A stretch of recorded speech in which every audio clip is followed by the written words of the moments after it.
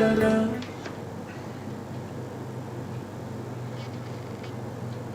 พุทธัง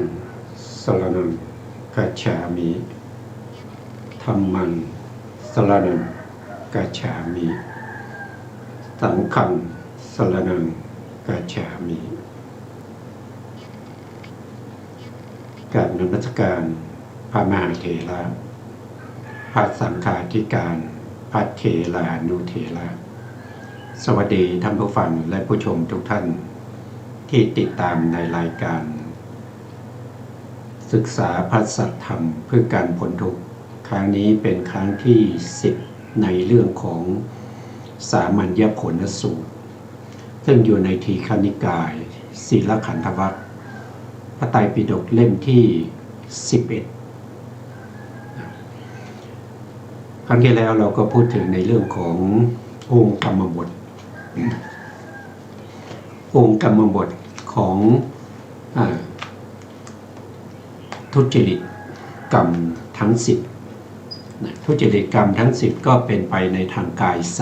3ทางกายก็จะมี1ก็คือปาณาติบาต2ก็คืออาทินนาทาน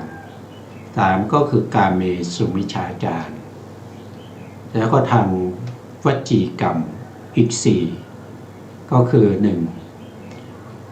มุสาวาท2ปิสุนวาจา3พลุสวาจา4สัมผัสปาลปักแล้วก็เป็นไปทางมโนกรรมคือทางใจอีก3นั่นก็คือได้แก่1อภิชฌา2พยาบาท3มิจฉาทิฏฐิเราก็ยังอยู่ในข้อที่เป็นมิจฉาทิฏฐิครั้งที่แล้วเราได้พูดถึงในเรื่องของนิยตมิจฉาทิฏฐิ3ก็คือนัตถิกะทิฏฐิคือทิฏฐิที่เห็นว่าไม่มีผลไม่มีผลทำอะไรก็ตามทำไปเถอะผลไม่มีข้อที่2ก็คืออเหตุกะทิฏฐิก็คือไม่มีเหตุนะครับที่ได้รับความสุขความทุกข์อยู่ปัจจุบันนี้ก็ไม่ได้เกิดจากเหตุในอดีตอันที่3ก็คือกิริยทิฏฐิก็คือเห็นว่าไม่มีทั้งเหตุและผลท่านที่แล้วเราศึกษาในส่วนที่เป็นเหตุตุกะทิฏฐิไปบ้างแล้วนะครับวันนี้เราจะมาศึกษาทบทวนแล้วก็จะศึกษาต่อนะครับวันนี้เราก็ได้รับเกียรตินะครับจากอาจารย์การดาเป็นผู้มาสาธยายในเรื่องในพระธรรมคำสั่งสอนของพระสัมมาสัมพุทธเจ้าเราไปดูรายละเอียดกันนะครับก็ขอเชิญอาจารย์นะครับสวัสดีค่ะอเหตุกะทิฏฐิผู้ที่มีความเห็นชนิดอเหตุกะทิฏฐินี้มีความเห็นว่าสัตว์ทั้งหลายที่กำลังได้รับความลำบากหรือสบายก็ตามไม่ได้อาศัยอะไรเป็นเหตุให้เกิดขึ้นเลยเป็นไปเองทั้งนั้นมีพระบาลีที่แสดงไว้ในสามัญญผลสูตรแห่งศีลขันธวรรคว่านัตถิมหาราชะเหตุนัตถิปัจจโยสัตตานังสังคีเลสายะอเหตุอปัจจยาสัตตาสังกิริสันตินัตถิเหตุนัตถิปัจจโยสัตตานังวิสุทธิยาอเหตุอปัจจยาสัตตาวิสุทชัตนัตติแปลความว่าชนกเหตุคือเหตุที่ให้เกิดและอุปตถัมภกเหตุคือเหตุที่ช่วยอุปถัมภ์ให้สัตว์ทั้งหลายมีความเศร้าหมองลำบากกายลำบากใจนั้นไม่มีสัตว์ทั้งหลายที่กำลังเศร้าหมองและลำบากอยู่นั้นก็ไม่มีชนกเหตุและอุปัตตถัมภกเหตุแต่อย่างใดชนกเหตุ ค คือเหตุที่ให้เกิดและอุปัตตะธัมภกเหตุอุปธรรมคือเหตุที่ช่วยอุปถัมภ์ให้สัตว์ทั้งหลายมีความบริสุทธิ์พ้นจากความลำบากกายลำบากใจนั้นไม่มี สัตว์ทั้งหลายที่กำลังมีความบริสุทธิ์พ้นจากความลำบากกายลำบากใจนั้นก็ไม่เกี่ยวกับชนกเหตุและอุปตะธัมภกเหตุแต่อย่างใดความเห็นที่เป็นอเหตุกทิฏฐินี้เป็นความเห็นที่ปฏิเสธเหตุคือการกระทำดีชั่วของสัตว์ทั้งหลายที่กระทำกันอยู่ทุกวันนี้ไม่เชื่อว่าเป็นเหตุก่อให้เกิดผลได้ดังนั้นการปฏิเสธเหตุนี้เท่ากับว่าปฏิเสธผลไปด้วยคือสัตว์ทั้งหลายที่กำลังได้รับความสุขความทุกข์กันอยู่ทุกวันนี้ก็ไม่นับว่าเป็นผลที่เนื่องมาจากการกระทำดีหรือชั่วของตนเป็นเหตุดังนั้นพระมหาพุทธโฆษาจารย์จึงได้แสดงไว้ในสามัญญผลสูตรอรรถกถาว่านาทีเหตุติว่าทันโตอุพยังปฏิภาหาหติแปลความว่าผู้ที่กล่าวว่าหรือเห็นว่าความสุขทุกข์ของสัตว์ทั้งหลายนั้นไม่เกี่ยวเนื่องมาจากเหตุนี้ก็เท่ากับว่าเป็นการปฏิเสธทั้งเหตุทั้งผลไปด้วยครับอันนี้ก็เป็นเรื่องของอเหตุกะทิฏฐิอเหตุกะทิฏฐิก็คือไม่เกี่ยวกับเรื่องของเหตุถ้าเราศึกษาในพระธรรมคำสั่งสอนของพระพุทธเจ้านะครับในเรื่องของกรรมเนี่ยเราก็จะเห็นว่าการกระทำอะไรก็ตามย่อมเป็นเหตุย่อมเป็นเหตุให้เกิดผลในโอกาสข้างหน้าถ้าเขามีโอกาสเขาจะให้ผลเราได้แต่ผู้ที่ไม่ได้ศึกษานะครับผู้ที่ไปคบกับปาปามิตรหรือว่าไปคบกับบุคคลที่มีความเห็นผิดเนี่ยก็จะพากันดิ่งไปในเรื่องของนิยตมิจฉาทิฏฐิที่เป็นอเหตุกะทิฏฐินั้นถ้าเราศึกษาให้ดีนะเราก็จะเห็นว่าในเรื่องของกรรมที่พระพุทธองค์ได้แสดงไว้ทั้งหมดในพระพิธรรมก็จะมีเขาเรียกว่าเป็นกรรม16นะแต่ถ้าเป็นพระสูตรเนี่ยเราก็จะเห็นว่ากรรมมีอยู่12แต่ในที่นี้ท่านพูดถึงสามัญญผลสูตรก็คือสูตรที่เรากำลังศึกษาอยู่นะครับนี่อยู่ในทีฆนิกายศีลขันธวรรคในพระไตรปิฎกพระสุตตันตปิฎกเล่มที่1นี่ท่านก็อ้างนะครับว่ามาจากพระบาลีในสามัญญผลสูตรนั้นท่านบอกว่าแปลใจความนะครับก็คือชนกกรรมหรือชนะกกรรมหรือว่าชนะกเหตุก็คือเหตุที่ทำให้เกิดหรือชนกกรรมก็คือกรรมที่ทำให้เกิด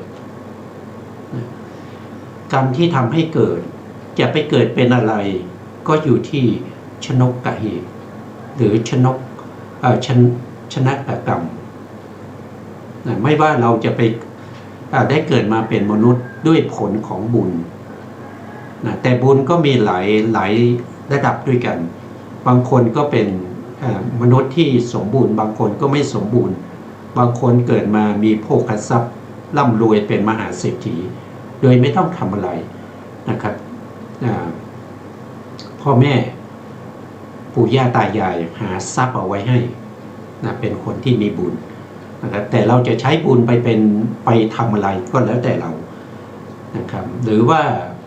ถ้าเรามีเหตุได้ไปเกิดเป็นเทวดาหรือว่าไปเกิดเป็นพรหมก็มาจากชนกเหตุนี้เป็นตัวให้เกิดนะเป็นตัวให้เกิดทีนี้ชนกเหตุเนี่ยจะให้ผลได้ดีหรือไม่ก็ขึ้นอยู่กับอุปถัมภ์อุปถัมภกกรรม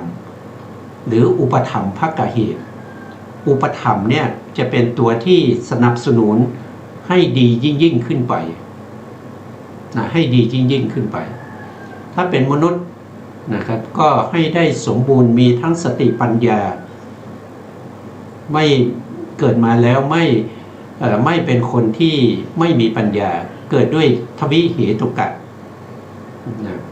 แต่เขาอุปถัมภกกรรมจะอุดหนุนแล้วก็อุปถัมภ์ให้เราได้เป็นติเหตุกะอย่างนี้เป็นต้นนะหรือว่าบางครั้งเนี่ยชนกกรรมมีโอกาสให้ผลกำลังให้เกิดเป็นมนุษย์แต่อุปปีและกรรมก็คือกรรมที่มาตัดรอนนะมาตัดรอนชนกกรรมทำให้ชนกกรรมนะให้ผลได้ไม่เต็มที่ให้ผลได้ขัดตกบกพร่องเมื่อชนกกรรมจะให้มาเกิดเป็นมนุษย์นะที่มีคุณภาพดีแต่ที่ไหนได้ถูกอุปปีและกรรม ซึ่งเป็นกรรมที่มาเบียดเบียนหรือมาตัดรอนมาเบียดเบียนนะครับทำให้ชนกกรรมนั้นให้ผลได้ไม่เต็มที่ผลก็ออกมาไม่ดีอย่างนี้เป็นต้นนี่ก็เป็นเรื่องของเหตุนะครับชนกกรรมเป็นเหตุให้เกิดอุปถัมภกกรรมเป็นเหตุเข้าไปอุดหนุนอุปถัมภ์ให้ดีขึ้นให้ดีขึ้นแต่ถ้าเป็นอุปปีและกรรมก็คือกรรมที่ทำให้เสียนะครับทำให้เสียหายไปไม่ดีนะครับก็จะมีทั้งชนกกรรมนะครับอุปถัมภกกรรมแล้วก็อุปปีและกรรมอันนี้เขาจะประสานกันนะครับก็ขึ้นอยู่กับบุคคลนั้นนะครับบุคคลนั้นที่กำลังของชนกกรรมเนี่ยชนกเหตุเนี่ยกำลังจะให้ผลเนี่ยนะก็จะมีอุปถัมภ์ก็มีอุปปีก็มีแล้วแต่นะครับแล้วแต่กรรมนั้นจะให้ผลนั่นก็เป็นเหตุแล้วยังมีอีกประการหนึ่งนะครับนั่นก็คืออุปคาตกรรมอุปคาตกรรมเป็นกรรมที่ตัดรอนเช่นชนกกรรมกำลังให้ผลปฏิสนธิมาเป็นมนุษย์อยู่ในครรภ์อย่างเงี้ยอยู่มาได้3 เดือน 4 เดือนเนี่ยอุปคาตกรรมก็มาตัดรอนทำให้ไม่ได้คลอดออกมากลายเป็นแท้งไปนะครับอุปคาตกรรมนี่คือทำให้เสียไปนะครับถ้าเป็นอุปปีละกรรมนี่ทำให้ยังพอใช้ได้แต่ใช้ได้อย่างติดขัดไม่สะดวกสบายถ้าเอาอุปคาตกรรมก็คือตัดรอนเลยอุปคาตกรรมนี้ก็จะมีหลายอย่างนะครับบางทีจะตัดรอนแขนเกิดมาแล้วอวัยวะครบนะครับแต่ว่าอุปคาตกรรมเนี่ยตามมาทันนะครับเขาก็จะให้ผลเราถูกรถชนขาหักใช้การไม่ได้ไปที่ไหนจะต้องเดิน3 ขานั่นก็คือมีไม้ค้ำยันนะครับขาหักไปข้างหนึ่งใช้การไม่ได้นั่นคืออุปคาตกรรมถ้าเป็นอุปปีและกรรมก็จะแตกต่างก็คือขามีอยู่ใช้การได้แต่ไม่สะดวกนะเดินเหินได้ลำบากนะเจ็บข้อเท้าเจ็บส้นเท้าหรือว่าเจ็บสะโพกหรือว่าแขนยกไม่ขึ้นนะครับแต่พอจะหยิบนู่นหยิบนี่ได้แต่ก็ยกลำบากอย่างเงี้ยอันนั้นเป็นหน้าที่ของอุปปีและกรรมแต่ถ้าเป็นอุปถัมภ์นี้ก็จะทำให้ดียิ่งขึ้นนะครับทำให้ผู้ที่เขาคลอดมาเนี่ยเขาคลอดมาแล้วก็มีอุปถัมภ์เข้ามาอุดหนุนเนี่ยก็จะทำให้สุขภาพร่างกายแข็งแรงมีรูปร่างที่ดีนะครับแล้วก็มีความแข็งแรงกว่าคนทั่วไปสามารถจะไปแข่งกีฬานะครับไปเป็นนักมวยนะครับก็ได้รางวัลไปเป็นนักฟุตบอลก็ยิงโกเขาได้นะแข้งขาดีเพราะได้รับการอุปถัมภ์จากผลของบุญในอดีตนี่เป็นผลของบุญนะแต่ถ้าเป็นอุปปีก็เป็นผลของบาปถ้าเป็นอุปคาตกรรมก็เป็นผลของบาปอันนี้ก็เป็นเรื่องของเหตุนะครับถ้าไม่มีเหตุเหล่านี้คนเราก็จะเหมือนกันหมดเห็นไหมถ้าเราไม่เชื่อเหตุทุกคนก็เหมือนกันหมดทุกคนก็เหมือนกันแต่ แต่ทางนี้ทางนั้นไม่เหมือนกันเลย หน้าตาก็ไม่เหมือนกัน แต่ถ้าไม่มีเหตุพระเจ้าสร้างมามันก็เหมือนกันหมดใช่ไหมครับทั้งแขนทั้งขาทุกคนก็เหมือนกันหมดนะพระเจ้าไม่คงไม่ลำเอียงให้ในกอนี่หน้าตาขี้เหร่ให้ในขอนี่หน้าตาหล่อเหลาออกการเนี่ยพระเจ้าคงไม่ทำอย่างนั้นเพราะพระเจ้าชื่อว่าพระเจ้าคงไม่มีความลำเอียงนะครับพระเจ้าจะมีความลำเอียงก็ไม่ใช่พระเจ้าสิครับนะเพราะฉะนั้นสิ่งเหล่านี้ไม่ได้เกิดจากใครสร้างไม่ได้เกิดจากว่ามันเกิดเองลอยๆแต่เกิดจากการกระทำของเราในอดีตนี่ก็เป็นเรื่องของเหตุนะต่อไปท่านก็นี่ก็เหตุกทิฏฐินี้นะครับคือเขาปฏิเสธในเรื่องของเหตุนะครับก็ผ่านไปนะครับ ต่อไปครับอาจารย์กันดาต่อเลยครับต่อไปก็เป็นอกิริยทิฏฐินะคะอกิริยทิฏฐิคือผู้ที่มีความเห็นชนิดอกิริยทิฏฐินี้มีความเห็นว่าสัตว์ทั้งหลายที่ทำดีก็ตามทำชั่วก็ตามไม่เป็นบาปไม่เป็นบุญทำก็สักแต่ว่าทำเท่านั้นมีพระบาลีแสดงไว้ในสามัญญผลสูตรแห่งศีลขันธวรรคว่ากโรโตโขมหาราชะการยะโตชินัตโตเฉทาปยโตปัจจโตปาจาปยโตโสจยโตโสจาปยโตกิละลิมัตกิละมะโตกิละมะปยโตขันหาธนัตโตขันธาปยโตปานะมติปาตาปยโตอทินนังอาทิยโตสันทิงชินทัตโตนิละปัตโลปังหารโตเอกาคาริกังกะโรโตปาริปันเถตินหโตปารธารังขัจฉโตมุสาพานโตกะโรโตนะกริยติปาปังแปลความว่าผู้ที่มีความเห็นผิดชนิดอกิริยทิฏฐิเห็นว่าการกระทำดีทำชั่วของสัตว์ทั้งหลายจะทำเองก็ตามใช้ให้คนอื่นทำก็ตามไม่ได้ชื่อว่าเป็นบาปเป็นบุญการทำร้ายโดยตัดอวัยวะของผู้อื่นจะตัดเองใช้ให้คนอื่นตัดก็ตามก็ไม่ชื่อว่าทำบาปการลงโทษผู้อื่นโดยการปรับเอาเงินหรือโดยการเฆี่ยนตีทำให้เขาได้รับความเดือดร้อนจะทำเองก็ตามใช้ให้คนอื่นทำก็ตามก็ไม่ชื่อว่าทำบาปการเอาวัตถุสิ่งของทรัพย์สมบัติของผู้อื่นทำให้เขาได้รับความเศร้าโศกเสียใจจะทำเองก็ตามใช้ให้คนอื่นทำก็ตามก็ไม่ชื่อว่าทำบาปการลงโทษตนเองให้ลำบาก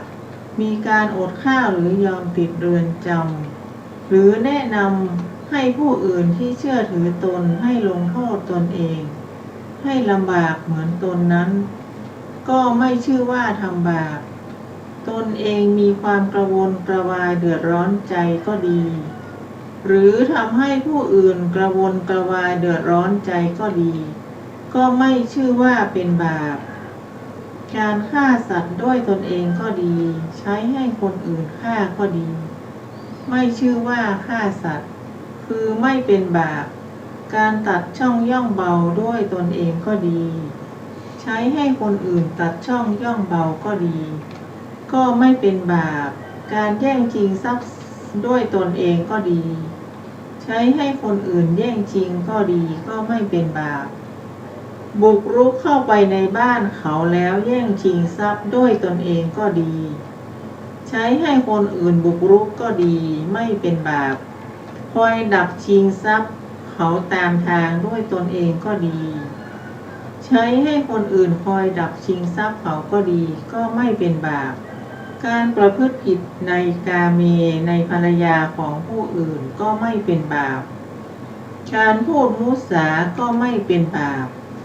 การกระทำไม่ดีต่างๆดังกล่าวมานี้จะทำด้วยตนเองก็ดีใช้ให้คนอื่นทำก็ดีเหล่านี้ก็ไม่ชื่อว่าเป็นบาปความเห็นผิดชนิดอคิริยทิฏฐินี้เป็นความเห็นที่ปฏิเสธกรรมอันเป็นตัวเหตุฉะนั้นจึงเท่ากับว่าปฏิเสธผลของกรรมสำเร็จไปในตัวด้วยดังนั้นพระมหาพุทธโฆษาจารย์จึงแสดงไว้ในสามัญญผลสูตรอรรถกถาว่ากัมมังปฏิภาหันเตนาปิวิปาโถปฏิภาหิโตโหติแปลความว่าแม้เมื่อปฏิเสธการกระทำบาปบุญที่เป็นเหตุแล้วก็เท่ากับปฏิเสธผลของการกระทำบาปบุญนั้นด้วยครับ อันนี้ฟังจากที่ท่านสาธยายก็ไม่มีก็เข้าใจได้ดีนะครับก็เข้าใจว่าบุคคลบางคนเนี่ยเขาปฏิเสธเรื่องของกรรมนะเรื่องของกรรมกรรมก็คือการกระทำที่ไม่ว่าจะเป็นทางกายก็ตามทางวาจาก็ตามหรือว่าทางใจก็ตามเนี่ยกรรมเนี่ยมีถึงใจนะครับเป็นมโนกรรมอย่างที่เราศึกษาอยู่คือมีความยึดมั่นถือมั่นในความเข้าใจของตัวเองว่าการกระทำทั้งหมดที่ทำอยู่นั้นไม่เป็นเหตุแล้วก็ไม่มีผลการกระทำทุกอย่างเป็นแต่กิริยาสักแต่ว่าทำแล้วก็จบทำแล้วก็สิ้นกันไม่มีผลใดๆจะทำอะไรก็ทำนะครับแล้วแต่ว่าท่านอยากจะทำอะไรท่านก็ทำเลยไม่ต้องไปสนใจว่าจะมีผลหรือไม่มีผลไม่ต้องสนใจว่าจะเป็นเหตุหรือจะไม่เป็นเหตุทำไปเลยอยากได้ของก็ลักทรัพย์ไปเลยนะถือเอาของเขาไปนะครับถ้าเขาเผลอไม่ต้องไปคิดถึงเรื่องคุณงามความดีไม่ต้องไปคิดถึงบาปบุญไม่ต้องไปคิดถึงเรื่องของเหตุและผลอันนี้เป็นอากิริยทิฏฐิอากิริยทิฏฐิเนี่ยก็เป็นบุคคลที่มีความเห็นทั้งที่เป็นนัตถิกทิฏฐิแล้วก็อเหตุกทิฏฐิรวมกันก็เป็นอากิริยทิฏฐิครับอันนี้ก็เป็นเรื่องที่เราพูดเราศึกษาอย่างนี้เราไม่เห็นถึงความที่น่ากลัวนะครับเราไม่เห็นถึงความน่ากลัวของการกระทำเหล่านี้นะเพราะเรายังไม่ทราบซึ้ง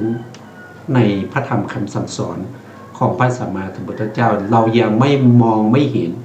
นะครับว่าที่เราเป็นอยู่ทุกวันเนี่ยที่เราทุกวันเนี่ยหาเช้ากินค่ำอยู่เนี่ยมันเกิดจากกรรมในอดีตที่เราเคยทำไว้นะครับจึงทำให้เราเนี่ยต้องมาทุกข์ยากลำบากหาเช้ากินค่ำมาจากอะไรถ้าพูดตรงๆก็มาจากเรื่องของอาทินทานก็คือการลักทรัพย์นะครับหรือว่าทำให้ผู้อื่นเสียทรัพย์พวกนี้ก็จะทำให้เราเนี่ยทุกข์ยากมีทรัพย์สินมีเงินทองมีบ้านมีช่องมีอะไรก็ตามทรัพย์สินเหล่านั้นเราจะใช้สอยได้ไม่นานนะครับไม่นานนั่นก็คือจะต้องถูกบุคคลอื่นโกงไปนะครับถูกทางการมายึดไปถูกเจ้าหนี้มาตามทวงแล้วก็ยึดทรัพย์ไปอย่างนี้ก็มาจากผลของอาทินกรรมก็คือการที่เราลักทรัพย์ของผู้อื่นหรือว่าถือเอาสิ่งของผู้อื่นโดยที่เขาไม่ได้ให้นะถ้าศึกษาเรื่องกรรมจริงๆก็จะรู้ว่าเป็นเรื่องที่ น่ากลัวนะครับแต่นี่เราศึกษาอย่างนี้เพียงแต่เรารู้ให้เข้าใจเป็นสัจญาณนะครับสักวันนะครับถ้าเราบุญบารมีถึงหรือว่าวันนั้นเป็นวันที่กรรมในอดีตที่เป็นกุศลกรรมมาตักเตือนมาชักนำให้เราก็จะเห็นโทษของสิ่งเหล่านี้เราศึกษามาในส่วนที่เป็นอกุศลกรรมบทนะครับแต่เรื่องของกุศลกรรมบทเราไม่ได้ศึกษากุศลกรรมบทก็จะมีอีกอย่างหนึ่งนะครับอันนี้เป็นอกุศลกรรมบทก็จะให้ผลเป็นเรื่องของความทุกข์เป็นเรื่องของอบายภูมินะครับเป็นเรื่องของสิ่งที่เราไม่น่าปรารถนาแต่เราได้ก็เพราะอะไรเพราะจากอกุศลกรรมที่เราเคยทำไว้สิ่งที่เราปรารถนาเราอยากได้แต่เราไม่ได้ก็มาจากอกุศลกรรมนะครับส่วนถ้าเป็นกุศลกรรมบทนั้นก็ให้ผลมาก็จะเป็นสิ่งที่น่าลื่นลมเป็นสิ่งที่เกิดความภูมิพอใจเกิดสมนัตเกิดความยินดีบางคนอาจจะเคยทำบุญไว้ในอดีตนะครับถูกรางวัลที่1นะครับนั่นก็เป็นผลของกุศลนะครับไม่ใช่อกุศลเป็นผลของกุศลที่เราเคยทำไว้นะเพราะฉะนั้นกุศลก็ตามอกุศลก็ตามต้องมีผลแน่นอนต้องให้ผลแน่นอนแต่จะให้เมื่อไหร่ก็ขึ้นอยู่กับเขาเรียกว่าเป็นวิบัติ4สมบัติ4นะครับเพราะนั้นก็จะต้องไปศึกษาอีกทีหนึ่งนะครับ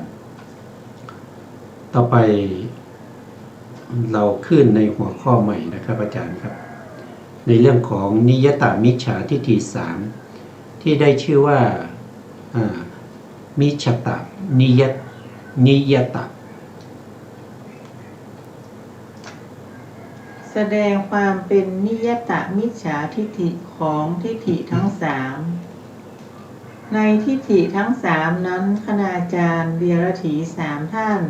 ไม่เหมือนคืออาจารย์อาชิตะมีความเห็นชนิดที่เป็นนัตถิกทิฏฐิอาจารย์โมคคลิโคสาละมีความเห็นชนิดที่เป็นอเหตุกทิฏฐิอาจารย์ปุราณกัสสปะมีความเห็นชนิดที่เป็นอกิริยทิฏฐิความเห็นผิดของคณาจารย์ทั้ง3นี้เป็นนิยตมิจฉาทิฏฐิคือเป็นความเห็นผิดที่มีสภาพส่งผลในนิยภูมิแน่นอนในลำดับแห่งจุติโดยไม่มีระหว่างขั้นเพราะความเห็นผิดของท่านทั้ง3นี้ยึดมั่นแน่นหนามากแม้พระพุทธองค์ได้ทรงทรมานด้วยวิธีต่างๆเพื่อให้เลิกถอนความเห็นผิดนั้นเสียก็ไม่เป็นผลสำเร็จสำหรับพวกลูกศิษย์ของคณาจารย์ทั้ง3นี้ในตอนแรกความเห็นผิดที่เกิดขึ้นนั้นยังมีกำลังอ่อนอยู่ฉะนั้นจึงยังไม่สำเร็จเป็นนิยตมิจฉาทิฏฐิ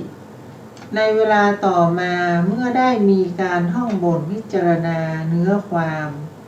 ในคำสั่งสอนของอาจารย์อยู่เสมอเหมือนกับผู้ที่เจริญกรรมฐานและมีความพอใจในคำสอนนั้นๆในขณะที่พิจารณาและมีความพอใจอยู่นั้นทิฏฐิคตสัมปยุตตะชวนะเกิดขึ้นเป็นจำนวนมากมายนับไม่ถ้วน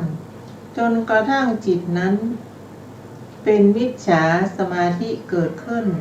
ในสุดท้ายทิฏฐิคตสัมปยุตตะชวนะที่วิถีก็มีการตัดสินแน่นอนในเนื้อความนั้น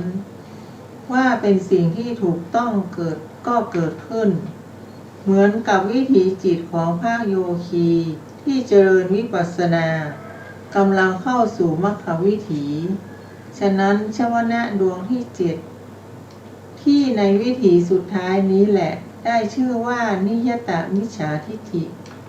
คือเป็นความเห็นผิดชนิดที่สามารถส่งผลให้เกิดใน นิรยภูมิอย่างแน่นอน หลังจากที่ตายลง เพราะความเห็นผิดนี้ แม้พระพุทธองค์จะได้ทรงโปรดอย่างไรก็ตาม ก็ไม่อาจสำเร็จได้ครับ ตรงนี้ท่านยกตัวอย่างนะครับยกตัวอย่างครูทั้ง6นะครับแต่ครูทั้ง6เนี่ยที่เป็นนิยตมิจฉาทิฏฐิคือมีความเห็นผิดแน่นอนเป็นนิยตเป็นนิยตก็จะมีอยู่3ท่านด้วยกันนะครับ3ท่านนั้นก็คือได้แก่1ก็คืออชิตกัมพลนะครับมีความเห็นชนิดที่เป็นนัตถิกาทิฏฐิก็คือเห็นว่าไม่มีผลไม่มีผลทำอะไรก็ทำเถอะนะครับไม่มีผลหรอกนะทำไปก็จบกันนะตายไปก็ธาตุดินก็ไปส่วนธาตุดินธาตุน้ำก็ไปส่วนธาตุน้ำธาตุไฟก็ไปตามธาตุไฟธาตุลมก็ไปตามธาตุลมนะไม่มีอะไรเหลือนะครับเพราะฉะนั้นใครอยากทำอะไรก็ทำนี่เป็นนัตถิกาทิฏฐิคือเห็นว่าทำอะไรก็ตามไม่มีผล2ก็คืออาจารย์มัคคลิโคสารเป็นบุคคลที่มีความเห็นผิดประเภทที่เป็นอเหตุกาทิฏฐิอเหตุกาทิฏฐิก็คือไม่มีเหตุนะครับที่เราได้รับความสุขความทุกข์อยู่ก็ไม่ได้เกิดจากเหตุในอดีตนี่ก็มีความเห็นผิดอย่างนั้นเพราะฉะนั้นก็เราเกิดมาก็ด้วยอะไรเกิดมาเฉพาะภพนี้เกิดมาโดยบังเอิญไม่ใช่เกิดจากกรรมในอดีตบังเอิญเหลือเกินที่ได้เกิดมาเป็นมนุษย์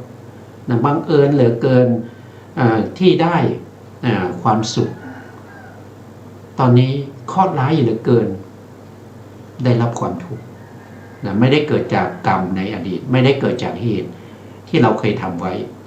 อันนี้คือมัคคลิโคสารมัคคลิโคสารเนี่ยถ้าว่าโดยประวัติเนี่ยเขาเป็นลูกทาสนะครับเขาเป็นลูกทาสเขาเป็นลูกทาสของเศรษฐีคนที่100พอดีนะครับเพราะเศรษฐีเนี่ยมีทาสมากนะครับมีถึง99คนแล้วก็มัคคลินี่เกิดมาเป็นคนที่100เขาก็ถือว่าคนที่100เนี่ยเขาจะปล่อยนะครับพอมัคคลิโคสารนี่เกิดมาเป็นลูกทาสคนที่100เศรษฐีก็ปล่อยจากความเป็นทาสไปนะครับอันนี้ก็มาจาก มาจากถ้าว่าไปปัจจุบันถ้าว่าไปก็น่าจะเป็นประเภทที่เป็นจันทานนะครับเพราะเป็นลูกของทาสนะต่อไปอาจารย์คนที่3ท่านก็ชื่อว่าบูรณกัสสปะบูรณกัสสปะมีความเห็นที่เป็นอเหตุกะทิฏฐิโทษทีอากิริยทิฏฐินะครับก็คือมีความเห็นว่าทำอะไรก็ตามไม่มีเหตุก็ไม่มีทั้งเหตุทั้งผลนะครับสักแต่ว่าทำแล้วก็จบนะครับไม่มีเหตุไม่มีผลบุคคลทั้ง3เนี่ยจริงๆแล้วพระพุทธองค์ไม่เคยไปโปรดเลยนะครับเพราะพระพุทธองค์รู้อยู่ว่าถึงไป3คนนี้ก็ไม่เปลี่ยนทัศนคตินะครับแล้วก็ไม่เคยพบกันเลยนะครับไม่เคยพบกันเลยตลอดพระชนชีพนะเพราะว่าเป็นบุคคลที่ปวดไม่ขึ้นเป็นบุคคลที่เสียเวลานะครับเสียเวลาที่จะไปปวดนะครับปัจจุบันนี้ทั้งสามท่านนี้ก็อยู่ในมหาเวจีนรกนะครับก็น่าจะเป็นเพื่อนกับพระเทวทัตนะครับพระเทวทัตก็อยู่ในมหาเวจีนรกนะครับเพราะว่ากรรมนี้เป็นนิยตนี้แปลว่าแน่นอนนะครับแน่นอนยังไงก็คือมีความเห็นอย่างนี้แน่นอนเปลี่ยนไม่ได้แล้วก็แน่นอนข้อที่2นั่นก็คือต้องตกนรกแน่นอนนะครับไม่มีกรรมอื่นมาห้ามได้พอตายปุ๊บเนี่ยในภพที่2ต้องตกนรกทันทีนะครับตรงนี้ที่ท่านได้บอกไว้นะครับตรงไหนไม่มี ไม่สามารถห้ามได้นะครับไม่สามารถห้ามได้ไม่มีกรรมอื่นมาห้ามได้อยู่ตรงไหนนะครับเมื่อกี้เห็นผ่านๆมานะครับสำเร็จเป็นแล้วก็บุคคลที่เป็นลูกศิษย์ลูกหาในใหม่ๆก็ยังเป็นมิจฉาทิฏฐิธรรมดานะครับเป็นธรรมดาแต่เมื่อเข้าไปศึกษาแล้วก็ไปอยู่นานเข้ามีการท่องบนสาธยายมีการซึมซับเอานิยตามิจฉาทิฏฐิเหล่านี้เข้าไปฝังแน่นอยู่ในใจเนี่ยก็จะทำให้ลูกศิษย์ลูกหานั้นกลายเป็นนิยตามิจฉาทิฏฐิได้เหมือนกันแต่วันนี้ก็ไม่ใช่เรื่องธรรมดานะครับเป็นเรื่องที่พระพุทธองค์ได้ตรัสไว้ในพระสูตรบางสูตรในพระไตรปิฎกนะครับว่าบุคคลที่เกิดมาเป็นมิจฉาทิฏฐิเพียงคนเดียวเนี่ยก็จะทำให้โลกนี้ฉิบหายพินาศได้นะครับแค่คนเดียวเท่านั้นเองเพราะว่าบุคคลเหล่านี้เมื่อเขามีความเห็นผิดเนี่ยความเห็นผิดแล้วเขาจะไม่อยู่เฉยนะครับเขาจะมีการเผยแผ่ความคิดเห็นของเขานะครับพยายามที่จะให้คนอื่นเนี่ยเข้าใจตามที่เขาเข้าใจพวกนี้เป็นบุคคลที่ถ้าว่าไปนะเขาก็มีบุญนะครับที่สามารถจะชักชวนคนอื่นให้มีความเห็นไปกับตัวเองได้นะปัจจุบันนี้ก็มีหลายลัทธินะที่มีความเห็นผิดแบบนี้นะก็มีลูกศิษย์ลูกหาอยู่นะครับก็มีมากอยู่นะครับอันนี้ก็เป็นเรื่องของนิยตามิจฉาทิฏฐินะครับต่อไปนะครับอาจารย์ครับเราก็จะไปต่อที่นิยตามิจฉาทิฏฐิ3ที่ได้ชื่อว่ามิจฉตนิยตะมิจฉตนิยตะนะครับก็เดี๋ยวอธิบายตรงนี้นิดหนึ่งนะครับมิจฉตะเนี่ยก็คือมิจฉตะก็คือมีความเห็นผิดนะมีความเห็นผิดในอะไรในเรื่องของมรรคอย่างเนี้ยนะครับมรรคนี่เป็นหนทางนะมีความเห็นผิดในเรื่องของ1ก็คือเป็นมิจฉาทิฏฐิ2ก็คือมิจฉาสังกัปปะ3ก็คือมิจฉาวาจา4ก็คือมิจฉากรรมตะ5มิจฉาอาชีวะ6มิจฉาวายามะ7มิจฉาสติ8มิจฉาสมาธินะครับก็มาจากตรงนั้นนะครับแต่ในที่นี้ท่านบอกว่ามิจฉตนิยตะนั่นแสดงว่ามีความเห็นผิดในเรื่องของมรรคโดยฝังแน่นติดแน่นแก้ไขไม่ได้เป็นนิยตะนะเชิญครับอาจารย์ครับแสดงนิยตมิจฉาทิฏฐิ3ที่ได้ชื่อว่ามิจฉตนิยตะความเป็นไปของทิฏฐิกับปัญญาทั้งสองนี้มีสภาพเป็นไปตรงกันข้ามเข้าร่วมกันไม่ได้เหมือนความมืดกับความสว่างหรือเหมือนกับคน2คนหันหลังชนกันแล้วออกวิ่งไปคนละทางต่างคนก็ห่างไกลจากกันไปทุกทีในด้านปัญญานั้นเมื่อมีความเจริญขึ้นจนถึงขั้นได้รู้แจ้งอริยสัจสี่โดยได้รับการอุปการะจากศรัทธาวิริยะสติสมาธิแล้วก็ไม่มีสิ่งหนึ่งสิ่งใดจะมาทำลายปัญญาของผู้นั้นได้เลยผู้นั้นย่อมมีความเลื่อมใสเป็นพิเศษในพระรัตนตรัยเชื่อในกรรมและผลของกรรมเชื่อว่าตายแล้วจะต้องเกิดอีกถ้าผู้นั้นยังมีตัณหาอยู่หมายความว่าปัญญาของผู้นั้นได้เข้าถึงความเป็นสัมมัตตนิยตะคือเป็นปัญญาที่มีสภาพเป็นความดีและให้ผลแน่นอนฉะนั้นผู้นั้นจึงได้ชื่อว่าเป็นพระโสดาบันพ้นจากการไปเกิดในอบายภูมิอีกต่อไปในทำนองเดียวกันทางด้านทิฏฐินั้น เมื่อมีความเจริญขึ้นโดยได้รับการอุปการะจากมิจฉาสังกัปปะมิจฉาวายามะมิจฉาสมาธิจนถึงพระสัมมาสัมพุทธเจ้าโปรดไม่ได้เพราะยึดในความเห็นผิดของตนไว้อย่างแน่นหนาเวลานั้นทิฏฐิของผู้นั้นก็เข้าถึงความเป็นมิจฉัตตนิยตะคือเป็นทิฏฐิที่มีสภาพเป็นความชั่วและให้ผลแน่นอนฉะนั้นผู้ที่มีความเห็นผิดชนิดมิจฉัตตนิยตะย่อมไม่มีหวังที่จะได้บรรลุมรรคผลสำเร็จในพระอริยะได้เราจะต้องไปเสวยทุกข์ในอเวจีมหานรกในเมื่อตายจากโลกนี้ไปแล้วเป็นเวลานานถึง10,000 อันตรกับอย่างแน่นอนเพราะความเห็นผิดชนิดที่เข้าถึงความเป็นมิจฉัตตนิยตะนี้มีโทษร้ายแรงยิ่งกว่าโทษของสังฆเพศกรรมดังนั้นพระมหาพุทธโฆษาจารย์จึงได้แสดงไว้ในอังคุตตรปัฏฐกถาว่ากัปปะวินาสีมหาชเนโพมโลเกนิพัตตะเตปินิยตะมิจฉาทิฏฐิโกตัฏฐะอนิพัตตติวะตาปิธิจักกะวาเลนิพัตตติกิงปะนะปินทิจะกุกวารังนะชายตีติชายติตัสมิงชายมาเนปิเอสะเอกาเสเอกัสมิงโอกาเสปัจจติเยวาติวะทันติแปลความว่า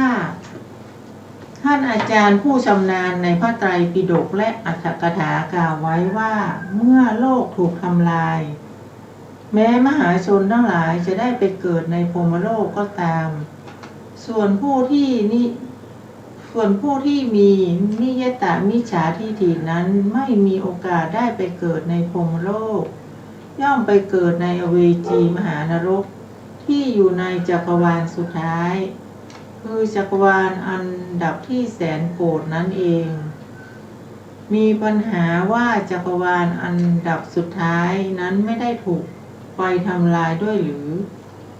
แก้ว่าถูกไฟทำลายด้วยเหมือนกันแต่จักรวาลอันดับสุดท้ายนี้ถูกไฟทำลายแล้วผู้ที่มีนิยตมิจฉาทิฏฐินั้นจะต้องไปเสวยทุกข์ในส่วนใดส่วนหนึ่งบนท้องอากาศพระอรรถกถานี้แสดงให้รู้ว่าในบรรดาโทษของอกุศลต่างๆนั้นโทษที่เกี่ยวกับนิยตมิจฉาทิฏฐิเป็นโทษที่ร้ายแรงที่สุดสมดังที่พระผู้มีพระภาคได้ทรงแสดงไว้ในอังคุตตรปาลีว่าปะระมานิภิกขเววัชชานิแปลความว่าดูก่อนภิกษุทั้งหลายความเห็นผิดชนิดที่เป็นนิยตมิจฉาทิฏฐินี้มีโทษอันยิ่งใหญ่ที่สุด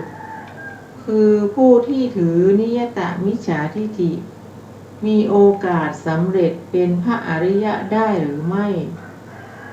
ผู้ถือนิยตมิจฉาทิฏฐินี้ถ้าไม่ถอนความเห็นผิดของตนออกเสียแล้วอย่าว่าแต่จะได้สำเร็จเป็นพระอริยะเลยแม้แต่เมื่อตายจากโลกนี้แล้ว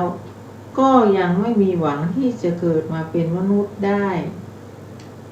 แต่ถ้าหากว่าผู้นั้นถอนความเห็นผิดออกเสียได้แล้วหันมาเจริญวิปัสสนาก็ย่อมมีหวังที่จะสำเร็จเป็นพระอริยะได้เมื่อตายจากโลกนี้แล้วก็มีหวังที่จะได้เกิดเป็นมนุษย์หรือเทวดาแล้วแต่การกระทำของตนสมดังที่พระพุทธองค์ทรงเทศนาไว้ในพระบาลีปัณณฐานะว่าอริยามัชฌ ฉัตตนิยเตปะหิงเมกิเลเสปัจจะเวขันติปุพเพสมุทาจินเนกิเลสาชานันติมิจฉัตนิยเตขันเทอนิจจโตวิปัสสันติแปลความว่าพระอริยเจ้าทั้งหลายที่เคยมีนิยตมิจฉาทิฏฐินี้ ย่อมพิจารณากิเลสคือนิยตมิจฉาทิฏฐิที่ตนได้ประหารไปแล้ว ย่อมเห็นกิเลสคือนิยตมิจฉาทิฏฐิที่เคยเกิดมาแล้วในสันดานของตน ย่อมพิจารณานิยตมิจฉาทิฏฐิขันธ์โดยความเป็นอนิจจ์ครับ อันนี้ก็พูดถึงในเรื่องของมิจฉตะนิยตะนะครับก็คือความเห็นผิด8ประการด้วยกันพระองค์ก็ได้แสดงในส่วนที่เป็น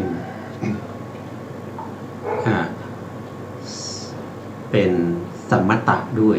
สัมมตะก็คืออะไรสัมมตะก็คือในส่วนที่เป็นไปในทางที่ดีถ้าเป็นนิยตะเนี่ยก็จะเป็นไปในส่วนที่ไม่ดีก็จำไว้ว่ามากมีองค์8นั่นแหละนะครับที่เป็นสัมมตะสัมมตะก็คือนำไปสู่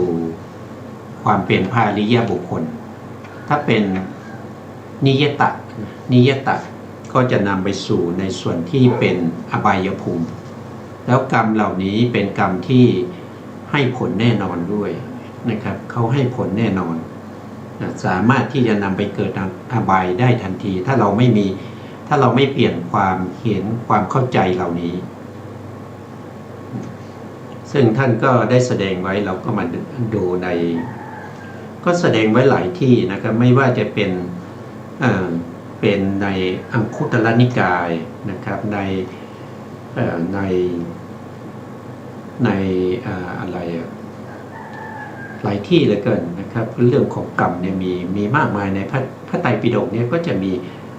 มีมากไม่ว่าจะเป็นทีฆนิกายนะมัชฌิมนิกายก็มีสังยุตตนิกายอังคุตรนิกายหรือคูตกนิกายก็มากนะครับพูดถึงเรื่องของกรรมเนี่ยมันเป็นเรื่องใหญ่ในพระพุทธศาสนาแล้วก็ผู้ที่จะมีความรู้ความเข้าใจในเรื่องของกรรมนี้ก็มีน้อยนะครับมีน้อยเพียงแต่จะนึกเอานะครับเพียงแต่จะนึกเอาแล้วก็ว่าเอานะครับว่ากรรมนั้นเป็นอย่างนั้นอย่างนี้นะครับแต่ก็ไม่ได้รู้ชัดเจน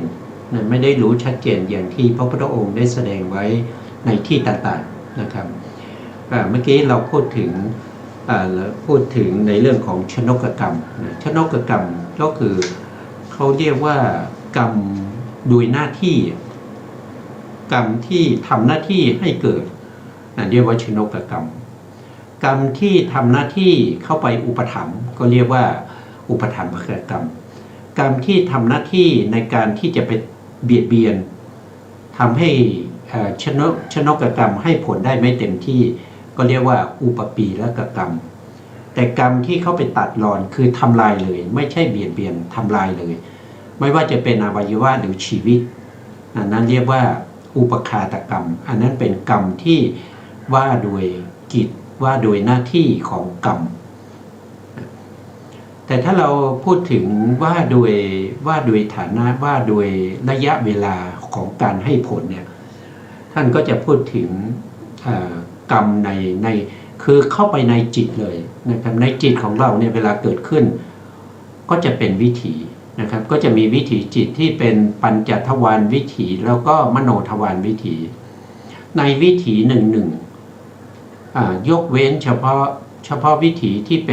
ป็นฌานวิถีนะครับพวกนั้นเราไม่พูดถึงเราพูดถึง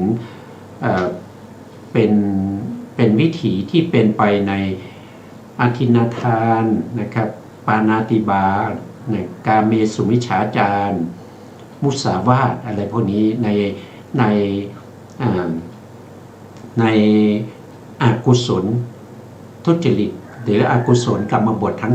10อันนั้นก็จะเป็นชวนะที่เป็นไปในกามจิตชวนะที่เกิดขึ้นเนี่ยก็จะมี7 ดวงในวิถีไม่ว่าจะเป็นปัญจวิถีหรือว่าจะเป็นมโนทวารวิถีก็จะมี7 ดวงลำดับของการให้ผลเนี่ยในชวนะ7 ดวงนั้นเป็นตัวกรรมนะเขามีหน้าที่ในการส่งผลนะชวนะดวงที่1เนี่ยเราจะเรียกว่าเป็นกรรมประเภทที่เป็นทิฏฐธรรมเวทนิยกรรมก็คือหมายถึงว่าเขาจะให้ผลในภพนี้ก็คือหมายความว่าหลังจากที่เราทำไปแล้วในจิตในวิถีจิตของเรามีชวนะถึง7 ดวงแต่ดวงที่1เนี่ยเขาจะให้ผลในภพนี้เมื่อเราทำกรรมเมื่อเราเป็นเด็กนะครับก็จะได้รับผลเมื่อเป็นผู้ใหญ่หรือว่าเวลาเราเป็นหนุ่มเป็นสาวเราทำกรรมนั้นไว้ตอนแก่มาก็จะได้รับผลก็ด้วยอำนาจของชวนะดวงที่1ที่เป็นเขาเรียกว่าเป็นทิฏฐธรรมเวทนิยกรรมให้ผลในภพนี้ถ้าเลยจากภพนี้ไปเราสมมติว่ากรรมนั้นยังไม่ได้ให้ผลแล้วเราก็ตายพอดีไปเกิดในภพใหม่ชวนะดวงที่1ที่เราทำในภพนี้จะไม่มีโอกาสให้ผลละก็จะเป็นอโหสิกรรมไปเพราะนั้นบุคคลที่ไม่เข้าใจในเรื่องของกรรมก็เอาคำที่พระพุทธองค์ได้เทศนาไว้คำว่าอโหสิกรรมก็ไปใช้เลี่ยราดใช้ไม่ถูกไปใช้ที่ต่างๆโดยไม่ได้ดูเนื้อหาเรื่องราวอรรถพยัญชนะในพระไตรปิฎกก็ไปใช้เป็นอโหสิกรรมอะไรก็ไม่รู้นะครับพวกนี้เป็นมิจฉาทิฏฐินะมิจฉาทิฏฐิที่มีความเห็นอย่างนั้นย่อมให้ผลนะต่อมานะครับถ้าเราตายจากภพนี้เราไปเกิดตัวที่ไปเกิดนะตัวกรรมที่ไปเกิดก็คือชวนะดวงที่7นะดวงที่7นี่เป็นตัวที่จะทำให้ไปเกิดเป็นปฏิสนธิมีจิตมีรูปมีกรรมชรูปในภพใหม่เขาเรียกว่าอุปชเวทนิยกรรมอุปชาเวทนิยกรรมนั้นเป็นหน้าที่ของชวนะดวงที่7นะครับถ้าภพหน้ายังไม่ได้ให้ผลนะครับไม่ได้ให้ผลแล้วก็ตายไปเกิดในภพที่3ชวนะดวงที่7ที่เราทำในภพนี้ก็จะไม่มีโอกาสให้ผลละก็เป็นอโหสิกรรมไปนะทีนี้ชวนะดวงที่2ไปถึงดวงที่6เนี่ยที่อยู่ตรงกลางเนี่ยเขาจะให้ผลในภพที่3เป็นต้นไปนะครับเขาจะไม่ให้ผลเราทำกรรมในภพนี้เขาจะไม่ให้ผลในภพนี้เราตายจากภพนี้ไปเกิดในภพหน้าเขาก็จะไม่ให้ผลในภพหน้าแต่ถ้าไปภพที่3เนี่ยเขาจะเริ่มให้ผลเนี่ยเขาจะเริ่มให้ผลแล้วก็ชวนะดวงที่2ถึงดวงที่6เนี่ยไม่มีอโหสิกรรมเขาเรียกว่าอัปปลาปริยเวทนิยกรรมติดตามเราไปจนถึงเราปรินิพพานเมื่อไหร่เราปรินิพพานเราเป็นพระอรหันต์ แล้วเราปรินิพพานเมื่อนั้นแหละกรรมที่ชวนะดวงที่2ถึงดวงที่6ยังไม่ได้ให้ผลก็เป็นอโหสิกรรมไป